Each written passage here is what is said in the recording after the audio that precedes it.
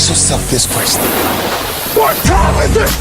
Game time! What time is it? Game time! What time is it? Game time! What time is it? Let's go! We made it! We made it! We made it! We made it! And it's on to us!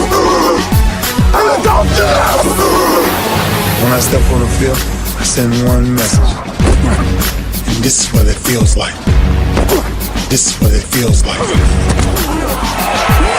Football is getting hit.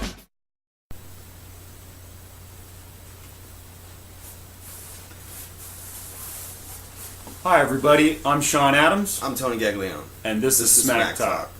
First thing we want to talk about today is breaking news in the world of Major League Baseball.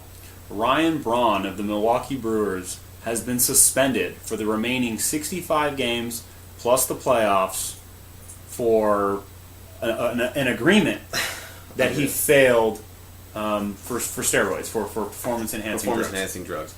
Now, Ryan Braun was 2011 MVP. 2011 implicated again in 2011 in his MVP season for taking steroids then, and he said, I'm innocent, I always said I was innocent, I'm going to maintain that I'm innocent, and he got off on what? It was a technicality. He tested positive in fall of 2011. During his MVP season, the Brewers went to the playoffs. It was announced in December of 2011 after the closure of the MLB season. Mm-hmm. In 2012, he fought with an appeal with the Players Union, testing his second sample, and basically won his appeal, the first player ever to do so, on a testing procedure technicality. Basically about the person who collected the sample mishandled the sample. Didn't put a name, didn't sign it. Yeah, whatever. He didn't sign it, something like that.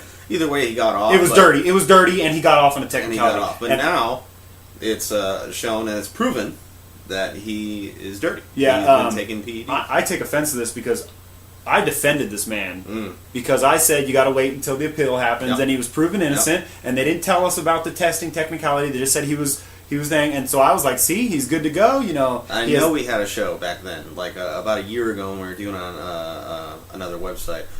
Where you said Ryan Braun, I mean, he's clean. They proved he's clean, and you defended him. I mean, sorry to say I told you so, but no. I mean, but my Lord, we're two years outside of that. And for you, those you don't know, basically, the United States federal government, the FBI, investigated the Biogenesis lab in Florida. It was a medical clinic on suspicion of supplying performance-enhancing drugs to track athletes originally, and they discovered this through the USDA, the United States Doping Agency's deal with Lance Armstrong, where he basically denied it his whole life and then got caught. Yeah. And so they began to investigate this Tony Bosch, who was the administrator or the PhD dealer per se of this clinic, and when they found it, they leaked the information of what they found to Major League Baseball, who did their own investigation, and a list of 20 players came up who were basically clients, regardless of what they want to say. I think Ryan Braun's original defense was that he had hired this Tony Bosch as a consultant during his appeal defense, which is garbage. And now they basically came to him today, or yesterday, whenever this happened, but it broke news today, and said, hey Ryan, this is what we got against you. Here you go. Yeah. What do you want to do? You want to fight this? No. Or do you want to... And he agreed, which he should agree. I mean, he's caught red-handed. On the list of players, in that 20 players, was Alex Rodriguez, Francisco Cervelli from the Yankees. Fernando Martinez of the Yankees. Bartolo Colon from the A's, pitcher. An all-star. Yeah. He was 13-3 currently right now. Well, I think he might get suspended too. They are going to suspend all 20 of these players. Good. You had Melky Cabrera from the who's Toronto Blue already Jays. been caught. He might be facing a Barry Bonds style. Death penalty. Yeah. He cannot play the game of baseball. He already anymore. served 50 games when he was with the Giants. Sure. I believe this was last year. That was the year that they won the World Series. It wasn't the last year. You're right. They came back from about 14 games back, and they ended up winning the World Series. But without him, fantastic for them. Also, Jesus Montero of Seattle, their catcher. Yeah.